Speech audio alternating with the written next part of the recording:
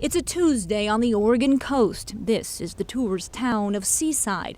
It's a weekday, so the beaches are not nearly as packed as they would be on the weekend, but there's still crowds, and the main drag through town still bustles with visitors. I'm from Wyoming. Sacramento, California. Longview, Washington. This is a typical day in the Oregon coastal town, but geologists will tell you there will be one day, perhaps in the not-so-distant future, that will turn all this upside down. So the whole town will turn into a giant lake full of floating houses and debris and floating cars. Tom Horning, a geologist of over 30 years and a Seaside city councilor, says that day will come when the Cascadia subduction zone, a fault about 70 miles offshore, ruptures in a catastrophic magnitude 8 or 9 earthquake.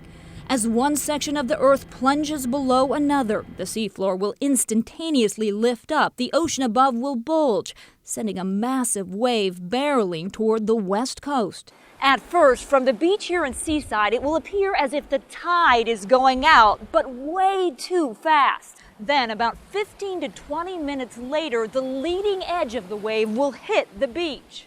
At 25 minutes, the water will start flooding over the promenade here and pouring down the city's streets. At about that same time, a massive foaming breaker about a mile out will be racing in. That's the crest of the tsunami. When it comes on shore, it will be anywhere from 25 to 55 feet above the sand here, possibly even higher. And it'll come right up and over everything, and it'll go up into the third and fourth floor of some of these motels. Those on the top floors of the newer buildings, the ones constructed to withstand both an earthquake and tsunami, might be safe as they watch the waves swallow the town behind them. Well, the water would cover all of the buildings out here. Most of the city would be underwater for at least a little while. But hopefully by that time, people in town will have evacuated to higher ground if they happen to see these evacuation signs, which point which way to go. This little decal on the road here is a tsunami evacuation sign, telling you to go that direction towards the hills.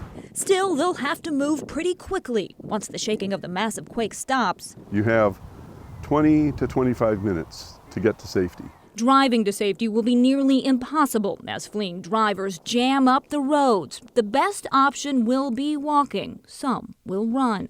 In order to get to a safe area, folks will have to cross one of 11 bridges, but according to some engineers, only 4 will remain intact following the quake. When it's all over, about 90% of the homes in town will be destroyed, but there will be a much greater cost. If it happened during the summer on a busy weekend in the town that fills up with 40,000 people, the fatality rates are going to be maybe 60%. That's 24,000 people.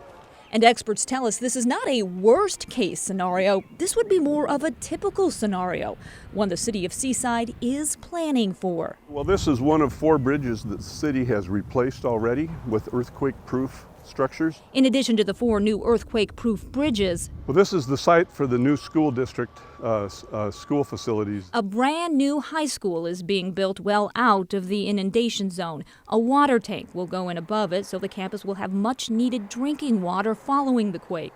Thousands of people may need to come up here. They are all improvements coastal cities like Seaside are making almost entirely on their own, doing what they can to make sure their residents and visitors will be able to make it to safety.